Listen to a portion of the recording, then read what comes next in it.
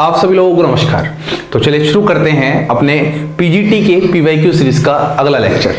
देखो हम लोग क्या कर रहे हैं, हम लोग पीवाईक्यू क्वेश्चंस कर रहे हैं। एक बार फिर से मैं आपको बता दूं हम लोग कहां तक पहुंच चुके हैं। प्रीवियस क्वेश्चंस जो भी पीजीटी में आए हुए हैं उसको हम एक सिस्टमेटिक वे में डील कर रहे हैं। अभी जो हम डील कर रहे हैं वो हम ऑर्गेनिक केमिस्ट्री के क्वेश्चंस को बहुत ही सिस्टमेटिक वे में डील कर रहे हैं। सबसे पहले अभी तक हमने 115 क्वेश्चंस को बहुत अच्छे से डील कर रखा है। 115 क्वेश्चंस को हमने अच्छे से डील कर रखा है, जिसको आपको प्लेलिस्ट में मिल जाएगा। अब हम लोग आगे बढ़ते हैं और आगे बढ़ने पर हमने सबसे पहले ऑर्गेनिक केमिस्ट्री को 3 पार्ट्स में डिवाइड किया था। जरा ध्यान से देखना। सबसे पहला पार्ट जो हमारे पास था वो था फंडामेंटल पार्ट, जहां पर जैसे हमारे पास बेसिक ऑर्गेनिक केमिस्ट्री हो गया, जीओसी हो गया, स्टीरियो केमिस्ट्री, आइसोमेरिज्म हो गया, उसमें स्ट्रक्चरल आइसोमेरिज्म, सारे पार्ट बहुत अच्छे से कवर हो चुके हैं। इसके बाद अब हम जो स्टार्ट करने जा रहे हैं आज, वो हम एप्लीकेशन पार्ट स्टार्ट करने जा रहे हैं और ये हमारे पास सबसे ज्यादा इंपॉर्टेंट पार्ट है। और यहां से आप यूं कह सकते हो 12 से 17 क्वेश्चन का बीच का एक टारगेट होता है कि हर एग्जाम में यहां से क्वेश्चंस आते ही हैं। 12 से 17 क्वेश्चंस आना मतलब बहुत बड़ी बात होती है किसी भी एग्जाम में। तो इस पोर्शन को आप बहुत अच्छे से कवर कर लेना। और अगर मैं मेन ऑर्गेनिक केमिस्ट्री कहूं तो मेन ऑर्गेनिक केमिस्ट्री यही है। मेन ऑर्गेनिक केमिस्ट्री यही है जहां से आपको एकदम अच्छा स्कोर करना है। आपको वहां तो स्कोर करना ही है जो सब कर रहे हैं, आपको वहां पर भी स्कोर करना है जो कोई और नहीं कर पा रहा है। और ये वो पोर्शन है जहां पर जिसकी ऑर्गेनिक केमिस्ट्री सही में बहुत अच्छे लेवल की होगी, जिसने बहुत अच्छे से तैयारी की होगी, वही यहां पर स्कोर कर पाएगा। तो एप्लीकेशन के बाद हमारे पास जो एक लास्ट पार्ट फिर आ जाएगा वो आ जाएगा मिसलेनियस।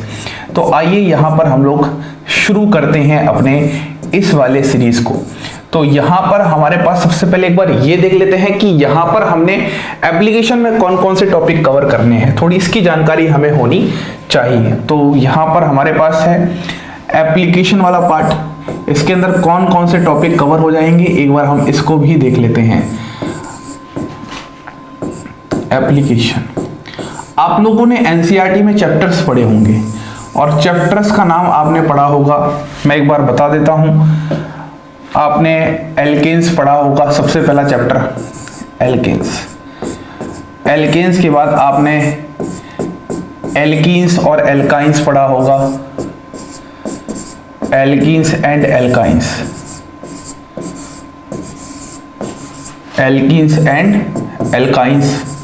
उसके बाद आपने बेंजीन पढ़ा होगा ना। इसी सिस्टमैटिक वे में, ये तो आपके पास 12th क्लास का सिलेबस होता है। बेंजीन के बाद जो आपके पास अगला टॉपिक है वो फिर आपके पास होता है एल्किल हैलाइड, जिसको आप हेलो एल्केन हेलोरिन भी कहते हैं। एल्किल हैलाइड एंड आप यूं कह सकते हो एरिल हैलाइड, एरिल हैलाइड। इसके बाद alcohol phenol ether, alcohol phenol and ether. इसके बाद aldehyde ketone and carboxylic acid, aldehyde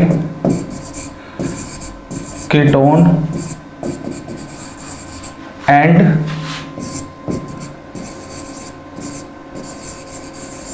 carboxylic acid. और फाइनली अगर बात की जाए तो वो है nitrogen containing compounds, nitrogen containing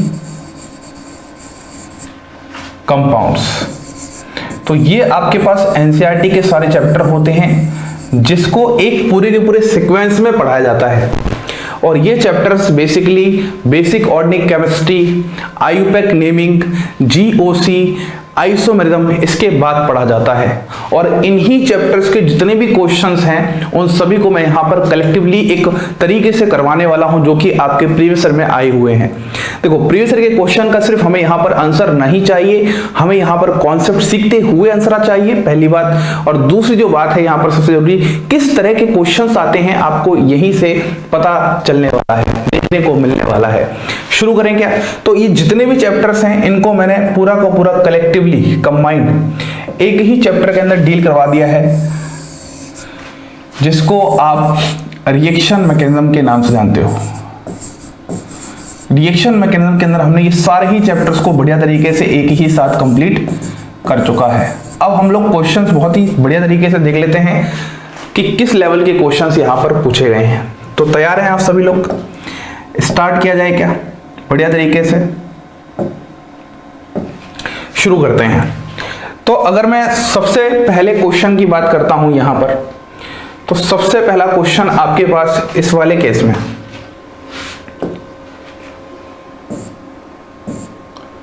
जो आने वाला है वो कुछ ऐसा है।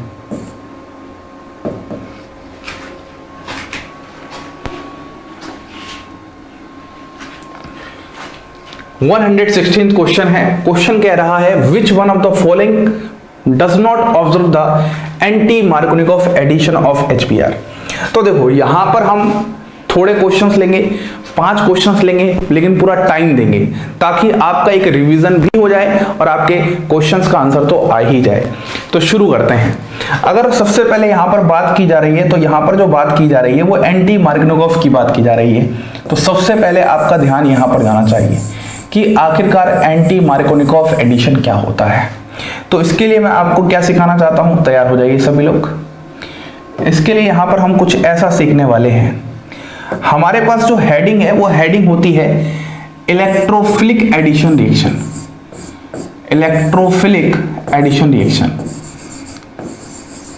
ये एक एडिशन रिएक्शन का एग्जांपल है और इस इलेक्ट्रोफिलिक एडिशन रिएक्शन में हम लोग एक एग्जांपल पढ़ते हैं एडिशन ऑफ HX, या फिर आप यूं कह सकते हो एडिशन ऑफ HBr।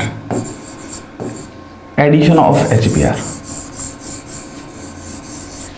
यदि यहां पर हमारे पास एब्सेंस ऑफ पेरोक्साइड है, एब्सेंस ऑफ पेरोक्साइड है, तो यहां पर जो आपके पास रूल लगता है उसको हम कहते हैं मार्कोव-निकोव रूल। मार्कोव-निकोव रूल। और यदि आपके पास यहां पर प्रेजेंस ऑफ पेरोक्साइड हो, प्रेजेंस ऑफ पेरोक्साइड हो, तो इसको हम कहते हैं anti Markovnikov rule. Anti Markovnikov rule. अब बात को जरा ध्यान से सुनना बहुत अच्छे से। अगर मैं सबसे पहले बात करता हूं कि मार्कोव-निकोव रूल क्या होता है, सर जी सबसे पहले ये समझाओ। तो देखो आपके पास यहां पर जो रिएजेंट है उसके ऊपर 2 पार्ट हैं, एक तो आपके पास H पॉजिटिव है और एक आपके पास X नेगेटिव है। तो हम बोलते हैं मार्कोव-निकोव रूल ने कि आपके पास जो X नेगेटिव है उस X नेगेटिव का क्या होगा, मतलब नेगेटिव पार्ट का अटैक होगा। कहां पर अटैक होगा? वह उस डबली बॉन्डेड कार्बन एटम पर होगा। Attack on that doubly bonded carbon atom, doubly bonded carbon atom जहां पर आपके पास हाइड्रोजन की कमी होगी। Where less hydrogen atom is present. बस सिंपल सी बात ये है, एटम इज प्रेजेंट, या आप यूं कह सकते हो more alkyl group present.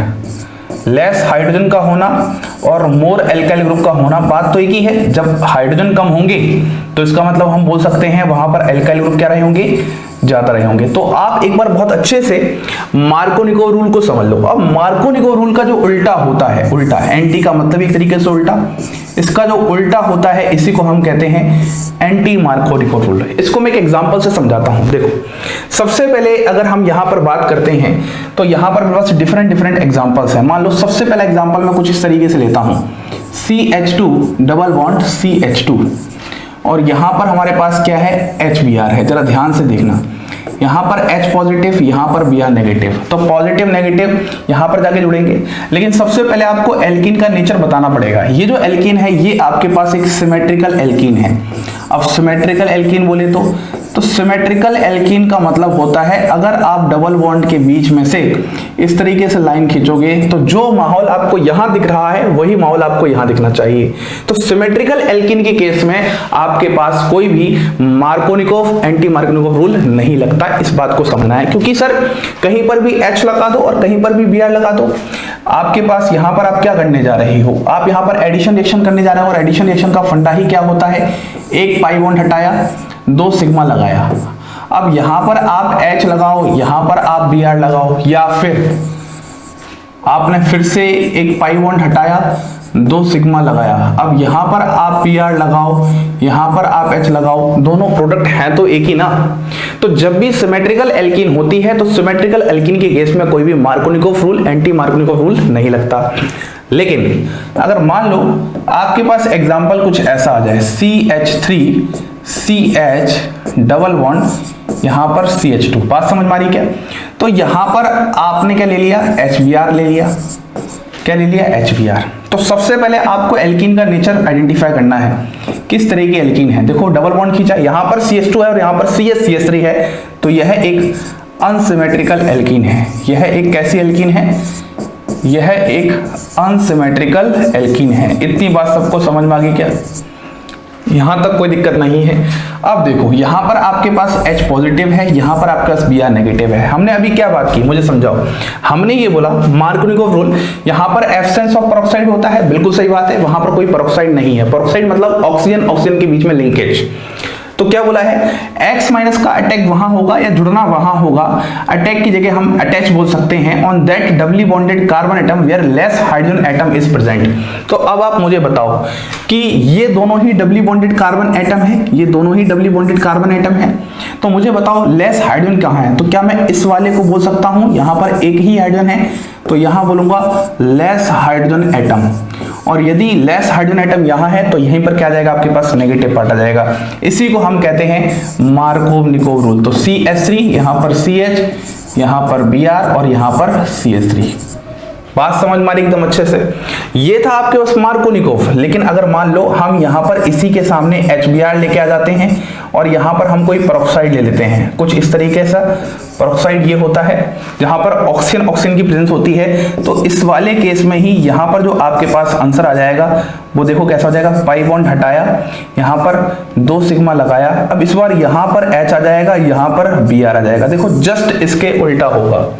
Anti मतलब जो मार्कोनिकोव रूल काम कर रहा है उसके जस्ट उल्टा काम करेगा यहां पर एंटी मार्कोनिकोव में। तो बात समझ में आई क्या। तो दिमाग में एकदम क्लियर कर लो। सबसे पहले क्या होती है मैकेनिज्म रिएक्शन की, इलेक्ट्रोफिलिक एडिशन से होती है। उसके बाद यहां पर किस पर वर्क करेगा, सिमेट्रिकल एल्कीन पर वर्क नहीं करेगा, चाहे वो मार्कोनिकोव हो या एंटी मार्कोनिकोव हो। और कैसे वर्क करता है मैंने आपको सारे केसेस यहां पर लेके दिखा दिए। मान लो एक लास्ट एग्जांपल की अपन यहां पर बात करते हैं। एक लास्ट प्यारा सा एग्जांपल है कुछ इस तरीके से, CH3 CH double bond CH और यहां पर CH3, ठीक है। और यहां पर मैं ले लेता हूं HBr और यहां पर मैं ले लेता हूं HBr पेरोक्साइड। इतना तो सबको समझ में आ गया कि मार्कोनिकोव कौन सा है, एंटी मार्कोनिकोव कौन सा है। लेकिन ये दोनों रूल लगाने से पहले आपको नेचर को जानना है। तो ये आप डबल बॉन्ड के बीच में इस तरीके से लाइन खींचो यहां पर इस तरीके से, तो दोनों सेम आ रहा है, तो ये एक सिमेट्रिकल है। और हमें पता है सिमेट्रिकल के केस में कोई भी कहीं भी लगाओ, यहां पर कोई भी एंटी मार्कोनिकोव और मार्कोनिकोव रूल नहीं लगने वाला। तो इस वाले केस में सीधा आंसर क्या हो जाएगा भैया, पाई बॉन्ड हटाओ, सिग्मा बॉन्ड लगाओ। सबसे पहले तो यही नारा है, एडिशन रिएक्शन का नारा है।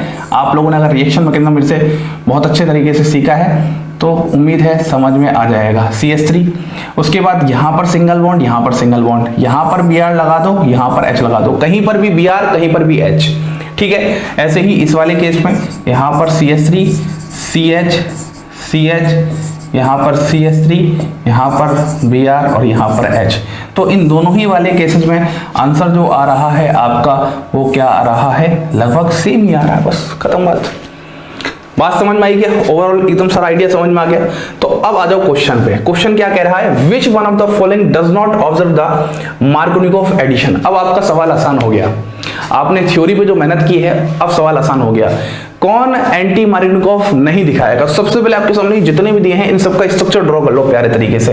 तो बताओ, अगर हम स्ट्रक्चर ड्रॉ करते हैं, सबसे पहले आपके पास यहां पर क्या है, ब्यूट-टू-ईन है। चलो ब्यूट-टू-ईन का स्ट्रक्चर ड्रॉ करते हैं। वर्ड रूट यहां पर क्या है, 4 कार्बन का, तो 1 कार्बन 2 कार्बन है ना, 3 कार्बन और 4 कार्बन, और यहां पर 2 पे इन है, डबल बॉन्ड आ जाएगा। यहां पर आ जाएगा CH3, यहां पर आ जाएगा CH3, यहां पर आ जाएगा CH और यहां पर आ जाएगा CH। ऐसा ही कुछ हो जाएगा, CH3 CH double bond CH CH3। ठीक है, पहला स्ट्रक्चर हमने ये बना लिया। ब्यूट-1-ईन कुछ ऐसा हो जाएगा, CH3 CH2 CH double bond CH2। पेंट-टू-ईन बताओ ये कैसा हो जाएगा, CH3 CH2 CH2 CH double bond CH CH3, 5 carbon और 2 पर इन था। और प्रोपीन क्या हो जाएगा आपके पास, CH3 CH double bond CH2। ये आपके पास डिफरेंट एल्कीन है। इन एल्कीन पर आपको चेक करना है कौन दिखा रहा है और कौन नहीं दिखा रहा है। बात को समझो, नेचर की बात कर लो सर जी, खत्म हो जाएगा सवाल। देखो, अगर सबसे पहले मैं यहां से डबल बॉन्ड से बीच में से लाइन खींचता हूं तो ये कैसा है आपके पास, सिमेट्रिकल, दोनों तरफ सेम आ रहा है। तो भाई मेरे सिमेट्रिकल है, तो सिमेट्रिकल पे अभी हमने सीखा वहां पर एंटी मार्गनिकोव रूल लगेगा ही नहीं। तो कहने का मतलब first is the correct answer. लेकिन और भी बात करते हैं। देखो ये वाला, देखो यहां से बीच में से लाइन खींचो, ये आपके पास क्या है, अनसिमेट्रिकल, और आपको पता है अनसिमेट्रिकल केसेस में यहां पर लगने वाला है, अनसिमेट्रिकल एल्कीन है। बात समझ में आ गई। ऐसे ही इस वाले केस में यहां से बीच में से लाइन खींचो इस तरीके से, ये डिफरेंट ग्रुप है, ये डिफरेंट है, तो ये भी कैसा हो जाएगा, अनसिमेट्रिकल। इस वाले केस में भी एंटी मार्गनिकोव रूल लग जाएगा। इस वाले केस में बात करूं, ये देखो यहां पर, ये देखो ये भी कैसा आ जाएगा, अनसिमेट्रिकल। तो अगर मैं इन तीनों एग्जांपल्स की बात करता हूं तो तीनों ही ये क्या है, अनसिमेट्रिकल हैं, इसीलिए यहां पर एंटी मार्गनिकोव रूल लगेगा। लेकिन पहला वाला आपके पास सिमेट्रिकल है, यहां पर कोई भी एंटी मार्गनिकोव रूल या फिर मार्कोनिकोव रूल की बात नहीं होने वाली। तो सवाल के पूछने का तरीका देखो, आपसे लगाने के लिए नहीं बोल रहा, आप तो ये बोल रहा है कि स्ट्रक्चर है, इनमें से कौन नहीं दिखाएगा, कौन शो नहीं करेगा। तो दिस इज द सवाल। उम्मीद है आपको सबको बहुत अच्छे से समझ में आ चुका होगा। अगर मैं नेक्स्ट सवाल की तरफ बढ़ता हूं, which of the following compound will give positive test with Tollens reagent. One of the प्यारा सवाल, बहुत इंपॉर्टेंट सवाल है। तो सबसे पहले यहां पर जानकारी होनी चाहिए आपके पास टॉलेंस रिएजेंट की। टॉलेंस रिएजेंट की देखो, अगर मैं यहां पर टॉलेंस रिएजेंट की बात करता हूं तो आप यूं कह सकते हो, इस वाले केस में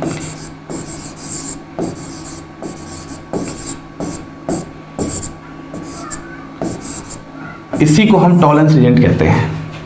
इसकी जो सबसे खास बात है, जो आपको ध्यान रखनी है, इसकी सबसे खास बात,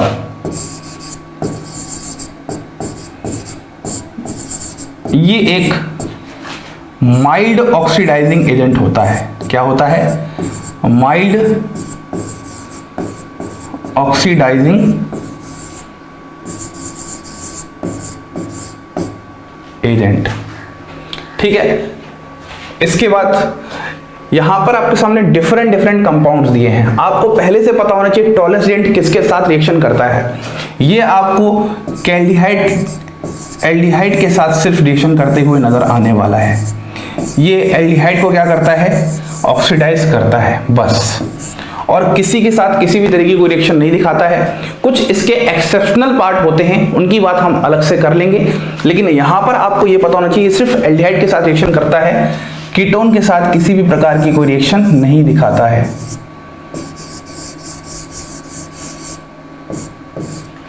बात समझ में आ रही है। तो ये वाली बात आपको ध्यान रखनी है कि जब कार्बोनिल कंपाउंड की बात होगी तो कार्बोनिल कंपाउंड में सिर्फ एल्डिहाइड ही को ये माइल्ड ऑक्सीडाइज कर पाएगा और किसी को नहीं कर पाएगा। और यही आप यूं कह सकते हो, इसी को हम as a distinguish test use कर सकते हैं। ये जो खास बात है, इसी बात को हम एल्डिहाइड और कीटोन में अगर हमें डिस्टिंग्विश करना हो तो ये डिस्टिंग्विश के लिए भी काम किया जा सकता है। ये जो टॉलेंस रिएजेंट होता है, यूज टू डिस्टिंग्विश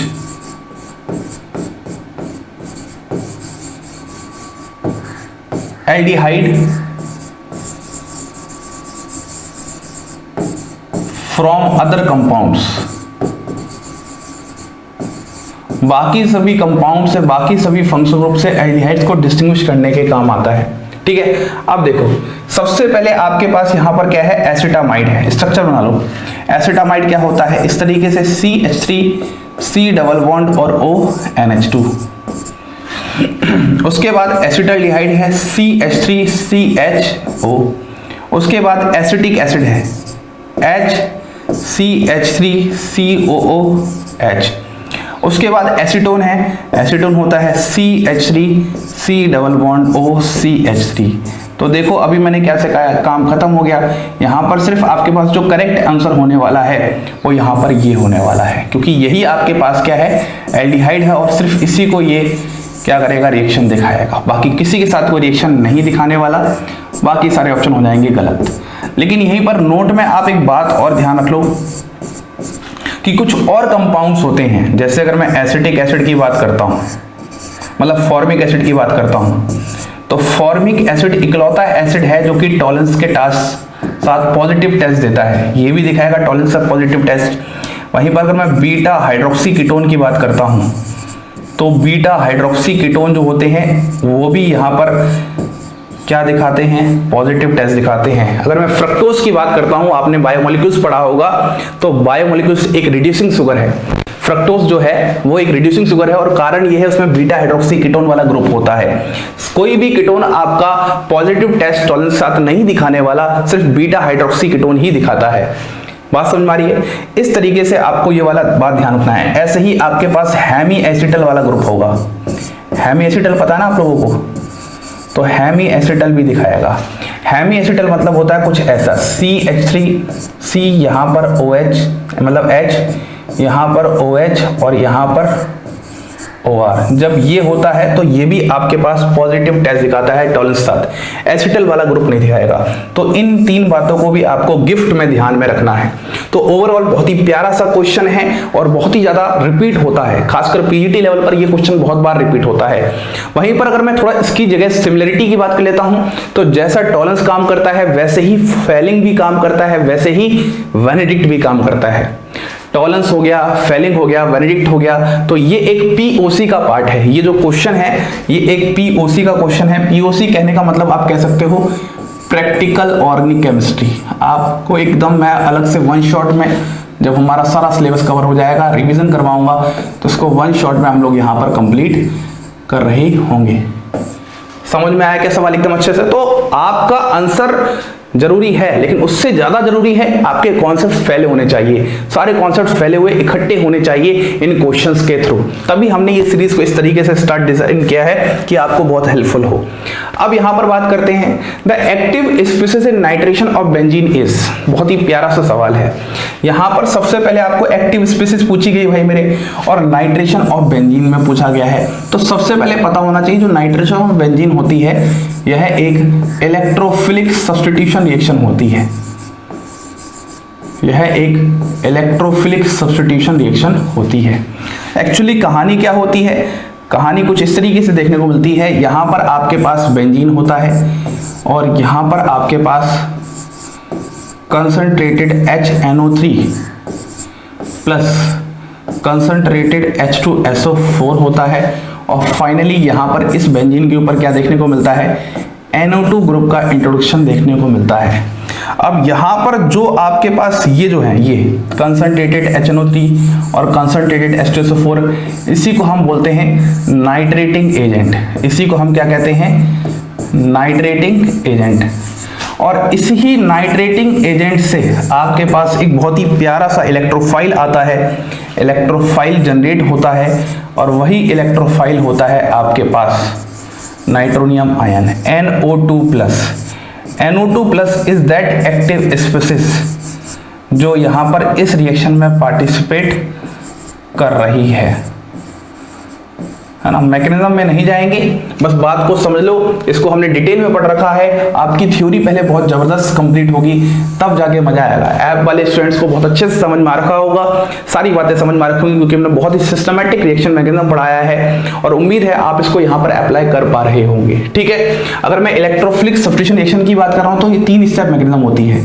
सबसे पहले फॉर्मेशन ऑफ इलेक्ट्रोफाइल, दूसरा अटैक ऑफ इलेक्ट्रोफाइल, और तीसरा रिमूवल ऑफ प्रोटॉन।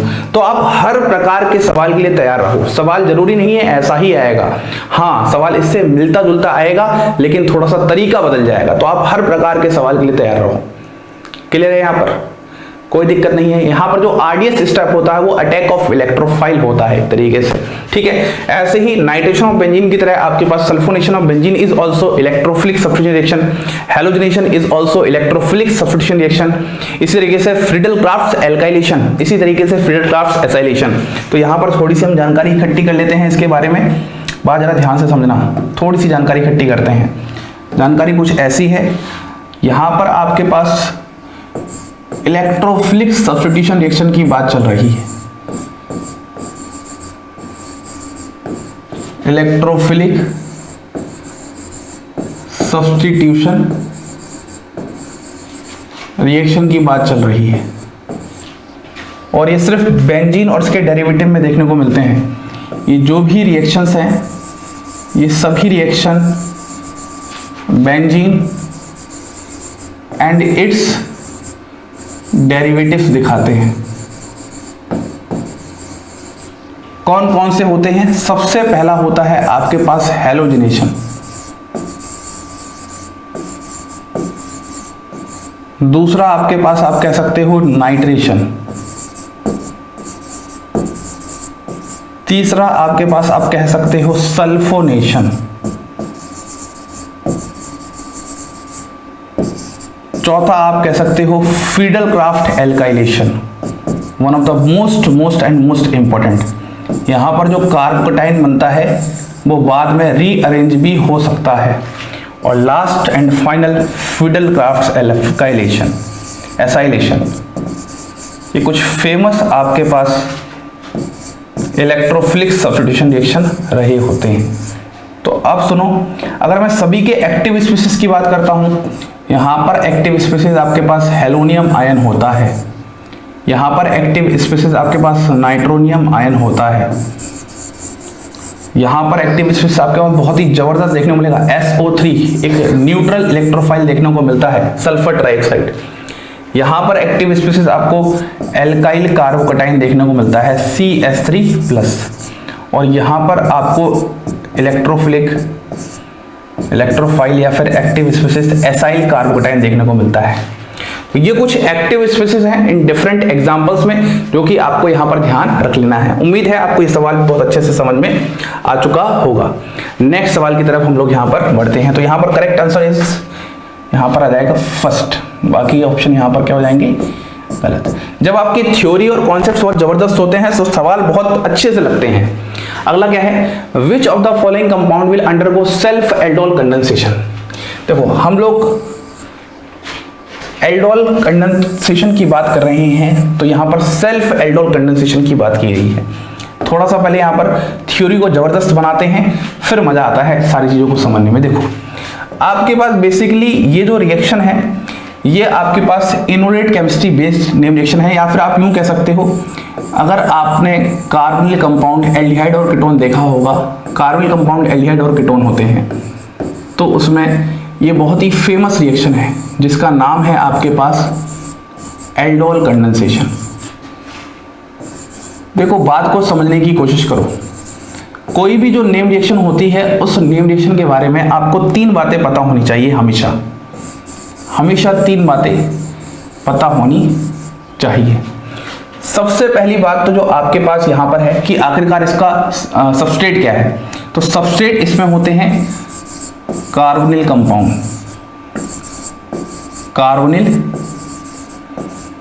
कंपाउंड।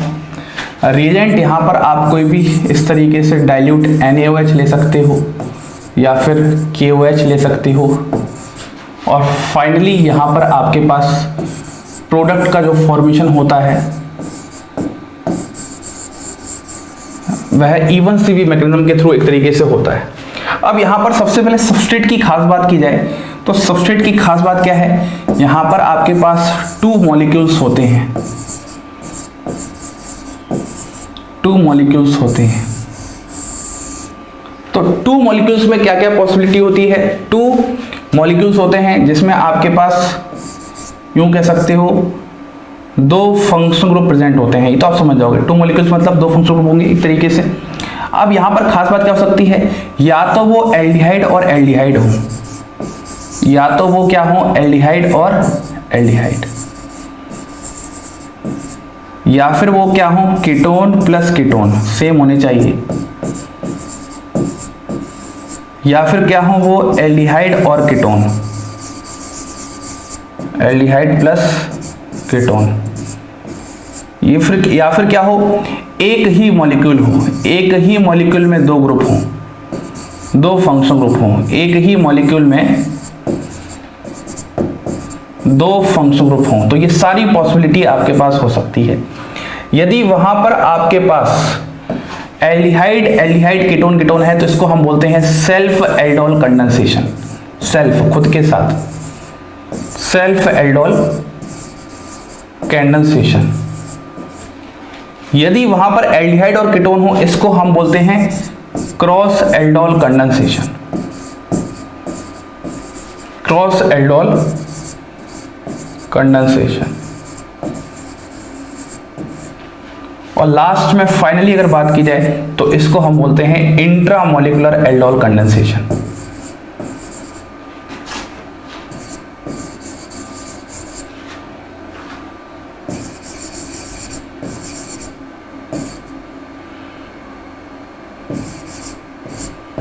तो इस तरीके से तीन प्रकार की आपके पास एल्डोल कंडेंसेशन देखने को मिलती है।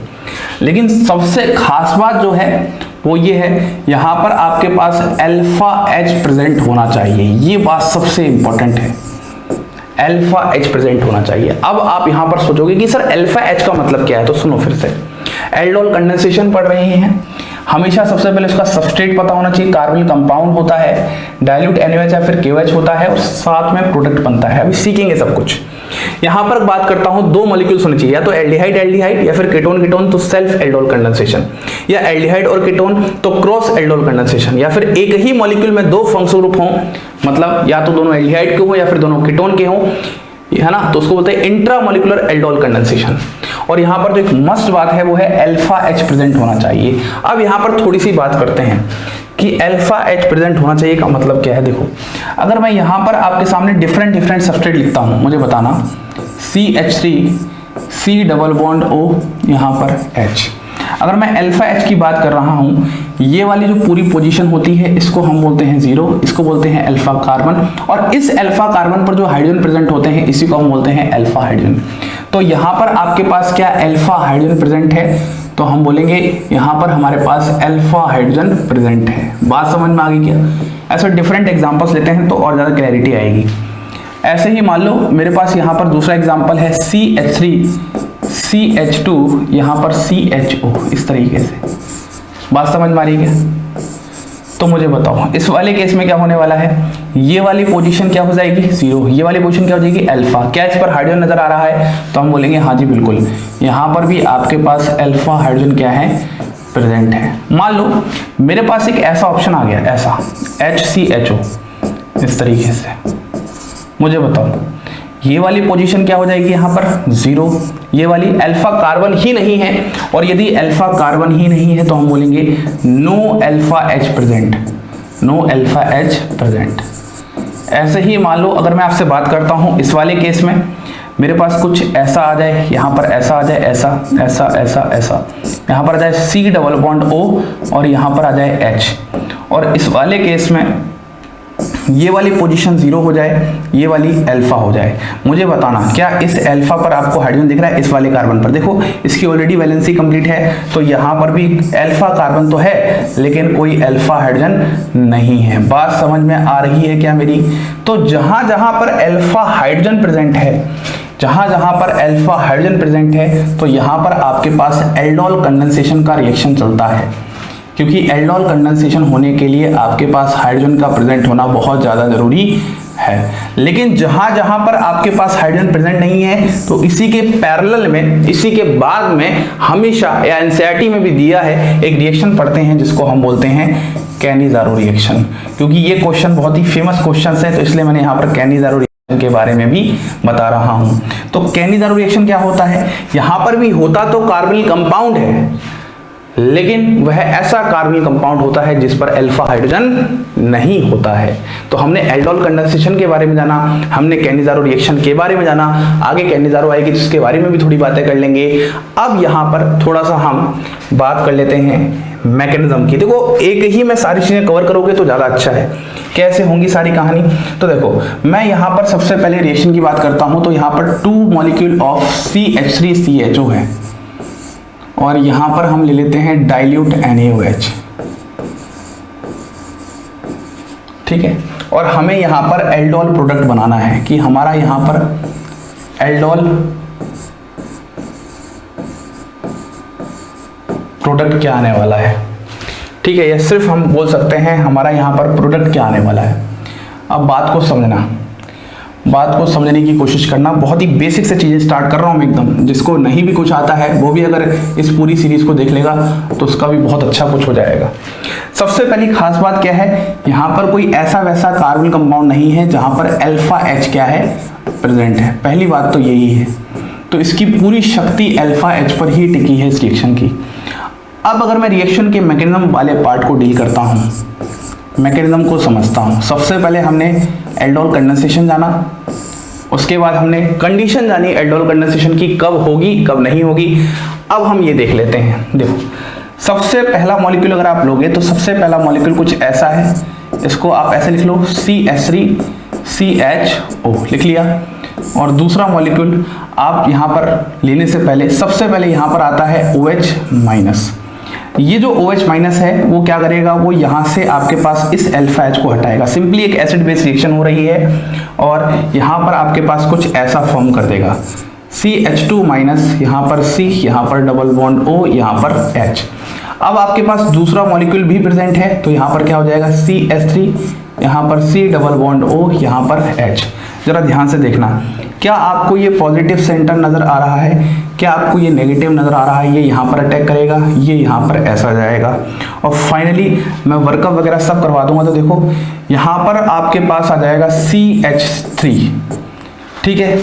यहाँ पर आ जाएगा आपके पास C, यहाँ पर आ जाएगा आपके पास O-, यहाँ पर आ जाएगा आपके पास H, यहाँ से क्या आ जाएगा CH2 और यहाँ पर आ जाएगा C डबल बॉन्ड O और यहाँ पर H। इतनी बात समझ में आ रही है क्या। और अगर मैं इसका वर्कअप कराता हूँ, वर्कअप मतलब इसमें जो नेगेटिव पार्ट है वो यहाँ से H+ मिल जाएगा इसको, तो यहाँ पर ये कुछ ऐसा दिखेगा CH3C H, यहाँ पर आ जाएगा OH, यहाँ पर आ जाएगा CH2, यहाँ पर आ जाएगा C डबल बॉन्ड O और यहाँ पर H। बात समझ में आई क्या। यहाँ पर इसको थोड़ा सही करो, OH नहीं H होगा, ठीक है। इतनी बात सबको समझ में आई। सबसे पहले एक एसिड बेस रिएक्शन हुई, उसके बाद यहाँ पर एक न्यूक्लियोफिलिक एडिशन रिएक्शन हुई। अब इसके बाद यहाँ पर क्या करवाने वाले हो, आपके पास यहाँ पर इसके बाद हमारे पास हीटिंग करवा के आप यूँ कह सकते हो, यहाँ से OH जाएगा और इस जगह से H जाएगा। तो फाइनली ये जो आपके पास हुआ था पहला स्टेप, यहाँ से लेके यहाँ तक का है, ये आपके पास एल्डोल रिएक्शन है। क्या है, एल्डोल रिएक्शन। अब जो आप यहाँ पर बताने वाले हो, ये जो बनने वाला है ये क्या बन जाएगा CH3CH डबल बॉन्ड CH, यहाँ पर CHO। ये जो इतना वाला पार्ट हुआ है इसको हम कहते हैं कंडेंसेशन, इसको हम कहते हैं कंडेंसेशन। बात समझ में आई। तो इसी को हम कहते हैं एल्डोल कंडेंसेशन। क्लियर है एकदम अच्छे से, उम्मीद है आपको समझ में आ चुका होगा। इस तरीके से प्रोडक्ट बनाते हैं। तो ये आपके पास क्या था, एसिटल्डिहाइड। और यदि आप एसिटल्डिहाइड के 2 मॉलिक्यूल लोगे तो यहाँ पर आपका फाइनल प्रोडक्ट जो बनेगा वो क्रोटोनल्डिहाइड बनेगा। जो यहाँ पर आंसर आ रहा है वो क्या है, क्रोटोनल्डिहाइड। बात समझ में आ गई, इसी को बोलते हैं क्रोटोनल्डिहाइड, ठीक है।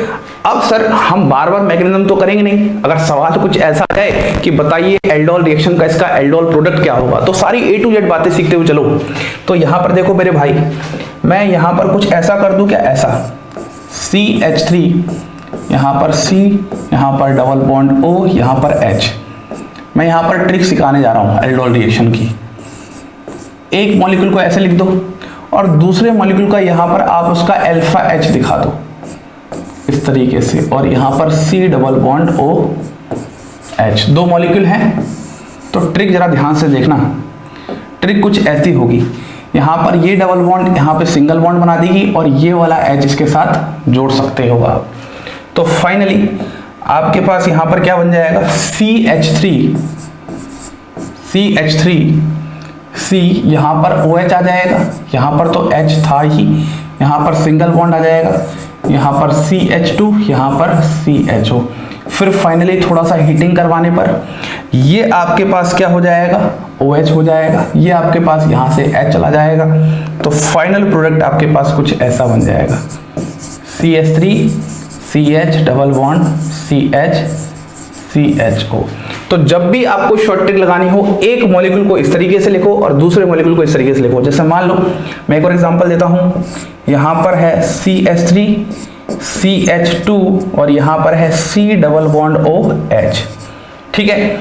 अब देखो जरा ध्यान से, यहाँ पर आप लिखोगे CH H, यहाँ पर है CH3, यहाँ पर है C डबल बॉन्ड OH। समझ में आया? जरा ध्यान से देखना एकदम अच्छे से। अगर इसको जरा ध्यान से देखोगे तो यहाँ पर आपके पास आपने C डबल बॉन्ड O दर्शा दिया, यहाँ पर आपका 0 है और ये अल्फा है। आपको अल्फा कार्बन इसके सामने दिखाना है, ये तो इसके साथ हो जाएगा, ये यहाँ पर बॉन्ड बन जाएगी। तो यहाँ पर आपके पास क्या बन जाएगा, यहाँ पर आपके पास CH3 CH2, यहाँ पर आ जाएगा C, यहाँ पर आ जाएगा OH, यहाँ पर आ जाएगा H, यहाँ पर आ जाएगा CH2, यहाँ पर आ जाएगा CH3।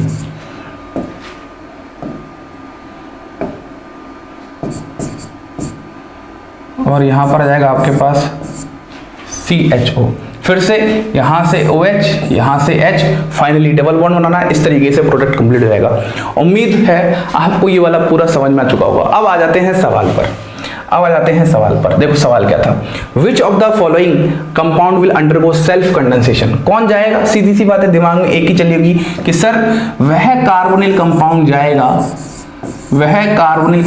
जाएगा जिसके ऊपर क्या होगा, अल्फा H प्रेजेंट होगा, जिसके ऊपर क्या होगा, अल्फा H प्रेजेंट होगा। बिल्कुल सही बात है। कैसे करोगे, देखो सबसे पहले C6H5CHO की बात करते हैं, ऐसे मानते हो इस बात को। उसके बाद C2H5, तो यहाँ पर ये CH3, यहाँ पर CH2, यहाँ पर C डबल बॉन्ड O। उसके बाद CH ट्रिपल बॉन्ड C, यहाँ पर C डबल बॉन्ड O, यहाँ पर H। उसके बाद CH2 डबल बॉन्ड CH, यहाँ पर CHO।